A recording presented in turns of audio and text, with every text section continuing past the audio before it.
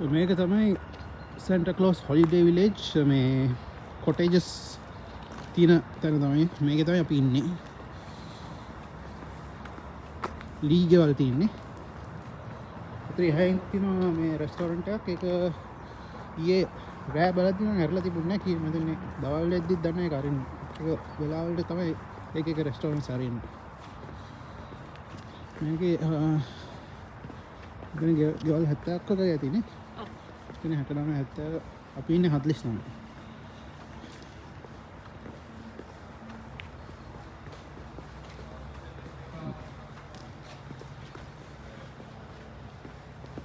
තුම් දානවා නිකම් කටින් තුම් දානවා.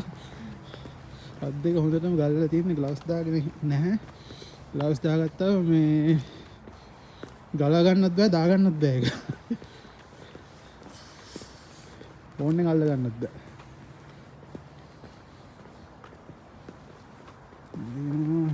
එකම විදිහට හදපු ගෙවල් තියෙන්නේ. එක දොරින් තමයි ගෙවල් දෙකකට එන්ටර් වෙන්නේ. ඊට පස්සේ ඇතුළට ගියාම ඒක දොරවල් දෙකට කැඩෙනවා.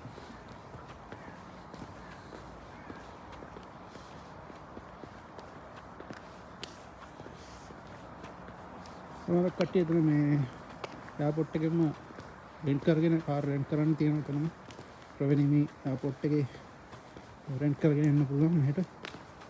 විනාඩි මම හිතන්නේ 5ක් 10ක් වගේ දුර. එච්චර දුරක් නැහැ. බස් එකකුත් තියෙනවා කිව්වා අපිට බස් එක මේ හරියට එයාපෝට් එකේ තියෙන තැන හොයාගන්න බැරි වුණා. ඉතින් අපි ටැක්සි එකක් දාගෙන තමයි ආවේ. ගොඩක් කට්ටිය ඉතින් කාර් රෙන්ට් කරනවා.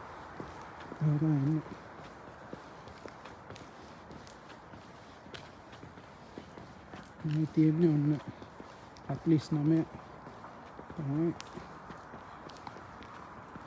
ඒකේ ඉස්සරහට ගියාම පෙන්නන්න අපේ ගෙදර.